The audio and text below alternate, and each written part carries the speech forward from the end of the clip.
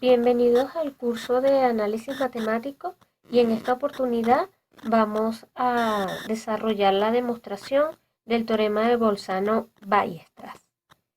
Este teorema nos permite estudiar el siguiente problema que fue planteado en videos anteriores. Nosotros ya habíamos dicho que si ustedes tienen A contenido en R un subconjunto, la pregunta era ¿cuándo el conjunto de puntos de acumulación de A es distinto del vacío? Es decir, cuando un subconjunto de los reales tiene o presenta puntos de acumulación. Habíamos estudiado casos como, por ejemplo, si A es un conjunto finito, si A es un conjunto que tiene una cantidad finita de elementos, habíamos visto que el conjunto de puntos de acumulación de este conjunto es vacío. Es decir, que todo conjunto finito no tiene puntos de acumulación. Pero también habíamos visto el caso de los números naturales. Por ejemplo, si ustedes miraban n era un conjunto donde hay una cantidad infinita de elementos, pero en este caso el conjunto de puntos de acumulación también era vacío. Entonces la pregunta es, ¿cuándo un conjunto en R, un subconjunto en R, tiene puntos de acumulación? Y la respuesta definitiva a este problema, bueno, definitiva no, pero una respuesta concreta y contundente, la da entonces este par de matemáticos, Bolzano-Weierstrass, y nos dice lo siguiente. El enunciado del teorema dice lo siguiente. Si yo tengo un conjunto A contenido en R, acotado, y que contiene infinitos elementos,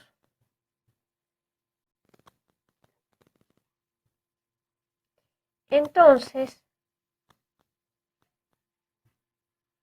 ese conjunto,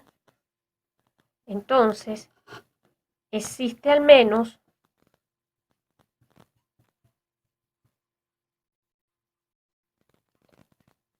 un valor x0 perteneciente a los reales, tal que x0 es punto de acumulación.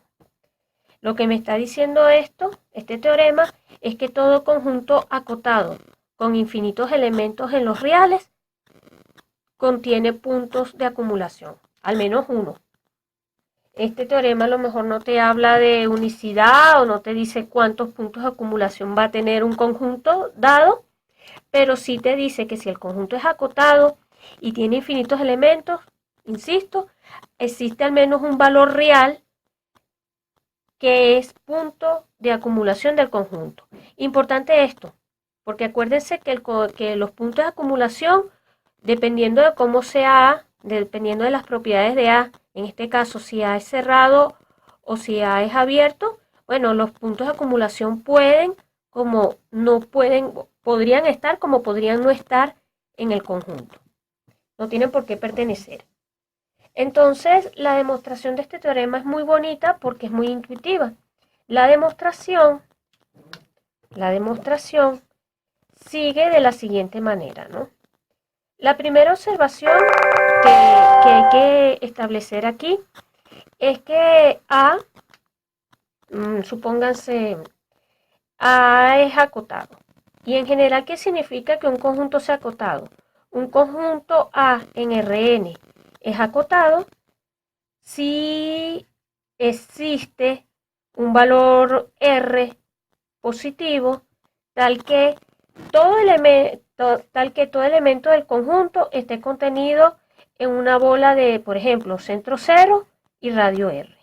Eso significa acotación. Como nosotros estamos trabajando en la recta, en la recta, mis bolas son intervalos abiertos. ¿Qué significa que hace acotado en nuestro contexto? Significa que si, por ejemplo, permítanme hacer un dibujito para visualizar el asunto. Si yo tengo mi recta por aquí, Imagínense que esta es la recta y mi conjunto, y yo aquí ubico el origen y construyo un intervalo. Permítanme en este caso llamarlo de longitud menos a, un intervalo simétrico. Mi conjunto A va a estar con mi A mayúscula, va a estar contenido aquí adentro. Mi conjunto A va a habitar aquí adentro. ¿Ok? Bueno, entonces la primera hipótesis es que como A es acotado, ¿verdad? A es acotado, existe una minúscula positivo tal que todo ese conjunto está contenido dentro del intervalo menos AA. Yo lo voy a tomar cerrado. Yo voy a tomar el intervalo, puede ser abierto también, pero para la demostración ustedes van a ver que el punto de partida es considerar entonces un intervalo cerrado que contenga a mi conjunto, a mi dato. Bueno, ahora va la otra idea o el uso de la otra hipótesis. Pero A es un conjunto que tiene infinitos elementos. Yo entonces voy a picar este intervalo inicial. Imagínense que este intervalo lo llamé I sub 0, ¿verdad? I sub 0, entonces, vamos a ver si aquí apretadito lo puedo escribir. Permítanme cambiar de lápiz para ver si se ve mejor. Yo voy a tomar I sub 0 como el intervalo menos a, ¿ok? Ahora, imagínense, dividimos este intervalo en dos partes, el extremo izquierdo y el extremo derecho, ¿ok? Y el argumento es el siguiente. Como A tiene infinitos elementos, entonces al menos uno de estos dos subintervalos va a contener también infinitos elementos. Porque si los dos, si por ejemplo este extremo izquierdo tuviera una cantidad finita de elementos de A y al mismo tiempo este extremo derecho tuviera otra cantidad finita de elementos de A, la unión de los dos tuviese entonces una cantidad finita de elementos de A y entraríamos en contradicción con la hipótesis de que A es infinito. Entonces, como A es infinito y todo el conjunto A está contenido en la unión de este con este, y además que es una unión disjunta, al menos necesariamente uno de los dos extremos o uno de los dos subintervalos debe contener infinitos elementos de A. Supónganse que hay uno, puede ser que existan dos, o sea, puede ser que aquí haya infinitos elementos y aquí también. O puede ser que aquí o aquí haya una cantidad finita y en el otro existe una cantidad infinita. Entonces, sea I sub 1, vamos a tomar como I sub 1 aquel subconjunto o aquel subintervalo que contenga una cantidad infinita de elementos de A. Sea I sub 1 contenido en I sub 0, aquel subintervalo con infinitos elementos de A. Si los dos contienen infinitos elementos, yo puedo agarrar cualquiera de los dos. Pero si existe al menos uno, si hay unicidad, bueno, entonces me quedo con el que tiene infinitos elementos. Supónganse que sea este. Y ese sería mi sub 1. Una observación aquí que hay que empezar a realizar es que lo que mide el intervalo I sub 0, o sea, lo que mide lo que mide todo esto son 2A. O sea, la longitud del intervalo en el primer paso es 2A. Pero cuando yo pico por la mitad, divido por la mitad y miro este pedacito de acá que va a ser I sub 1, ya la medida de I sub 1 va a ser la mitad, que sería A, ¿verdad? Bueno, yo pico por la mitad, insisto, y vuelvo a plantear lo mismo. Como aquí habían infinitos, una cantidad infinita de elementos de A, pues yo ahora vuelvo a dividir esto en dos partes, a I sub 1 lo divido en dos partes y me planteo lo mismo. O aquí del lado izquierdo o aquí en el subintervalo derecho deben de haber en al menos uno de los dos una cantidad infinita de elementos de A. Es decir, vuelvo a repetir el mismo argumento de antes. O aquí hay una cantidad infinita o aquí hay una cantidad infinita, en al menos uno de los dos. En los dos no pueden ser finitos al mismo tiempo porque llegaríamos a una contradicción con respecto a la hipótesis de A. Entonces, o aquí hay una cantidad infinita o aquí. Supónganse que sea este intervalo de la derecha. Bueno, entonces sea i sub 3, ahí vamos a tener entonces una cadena, ¿no? Porque sea i sub 2, perdón, i sub 2 contenido en i sub 1, que a su vez está contenido en i sub 0, el subintervalo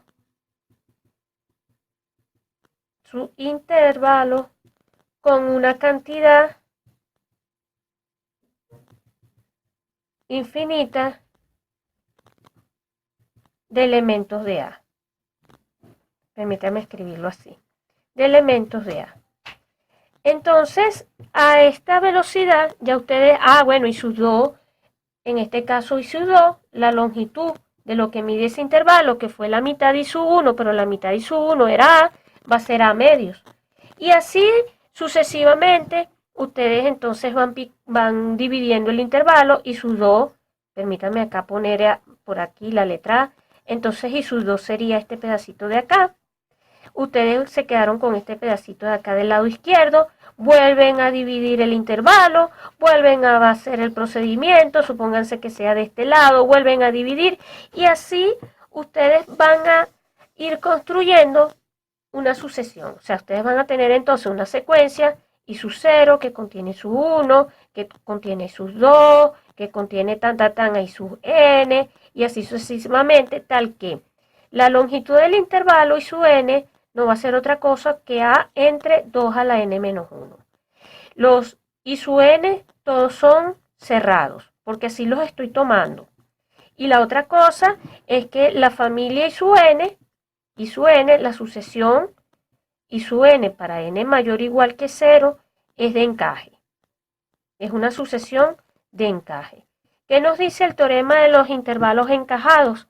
Que habíamos demostrado en un video anterior. Que bajo todas estas hipótesis nosotros podemos garantizar que existe, o sea, vamos a escribirlo por el teorema de los intervalos encajados,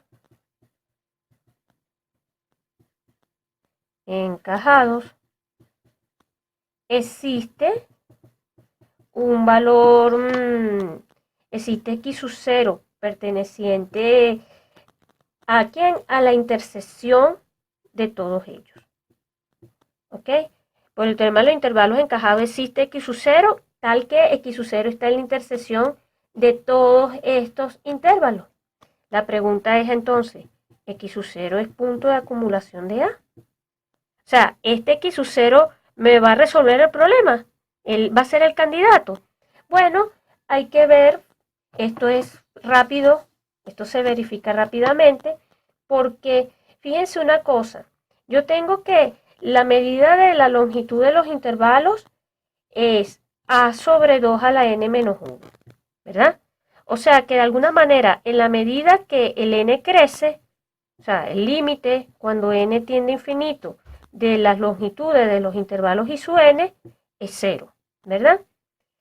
¿Qué quiere decir eso? Fíjense que yo puedo entonces darme un epsilon así, dado epsilon mayor que 0, gracias al lema de Arquímedes, entre paréntesis, lema de Arquímedes, nosotros podemos establecer, fijamos un n0 perteneciente a los naturales para el cual yo pueda garantizar esta desigualdad que A sobre 2 n0 menos 1 sea menor estricto que epsilon. Entonces, por el lema de Arquímedes, yo puedo encontrar un n0 en los naturales tal que esta desigualdad es cierta. Acuérdense que el A es un dato, el epsilon es un dato y el A también es un dato.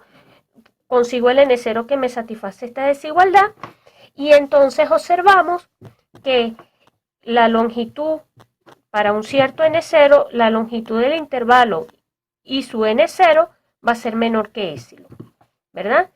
Con esto, entonces yo puedo garantizar lo siguiente, ¿no? Acuérdense que x sub 0 está en la intersección de todos los i, de todos los intervalos i sub n.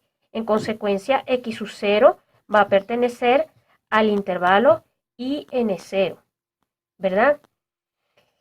Y lo interesante entonces es que yo puedo garantizar que si n es mayor o igual que IN0, como los intervalos I sub n se van achicando, yo voy a poder decir esto, que I sub n está contenido en el intervalo de centro X0, de centro X0 y radio épsilon, ¿verdad?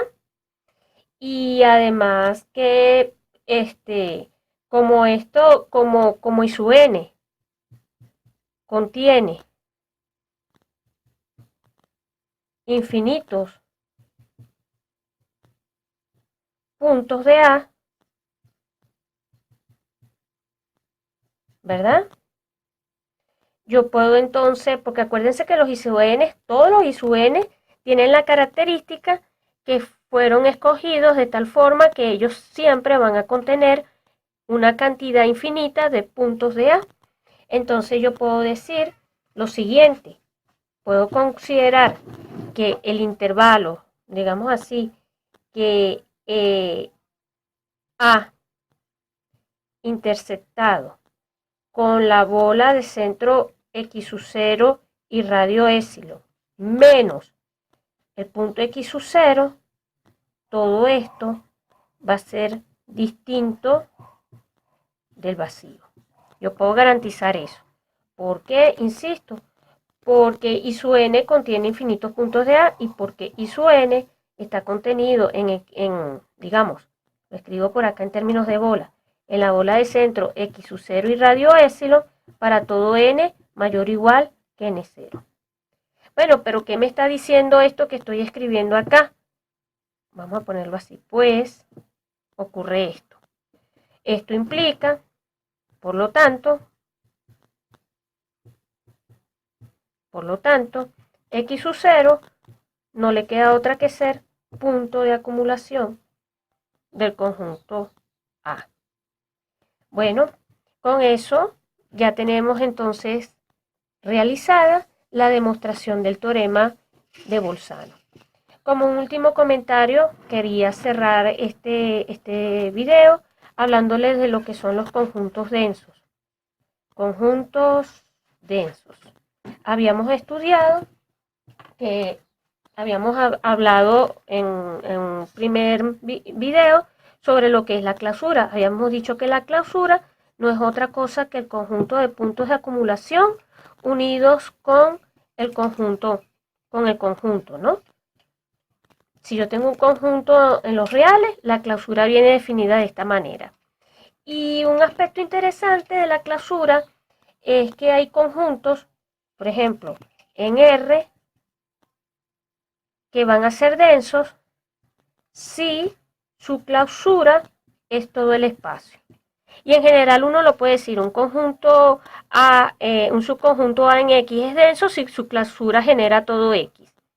Nosotros, por la propiedad de aproximación para números racionales que se demostró en un video anterior, nosotros podemos ver que efectivamente en el caso de los números racionales, la clausura va a volver a ser todos los números reales. ¿Por qué? Porque acuérdense que decir esto, o sea, la densidad, decir que un conjunto es denso, decir que su clausura es R, es lo que estamos diciendo, es que todo punto de aquí, en este caso todo punto de R, es punto de acumulación del conjunto. Todo punto real es punto de acumulación de los racionales. Y que yo estoy diciendo en términos de bolas, que cuando yo agarro cualquier ración, si por ejemplo yo agarro cualquier X perteneciente a los reales, yo puedo ver que existe un Q perteneciente a los racionales, tal que Q y tal que para todo R mayor que 0, esto esta bola sin el centro interceptado con X, o mejor dicho, interceptado con R, en este caso, es distinto del vacío.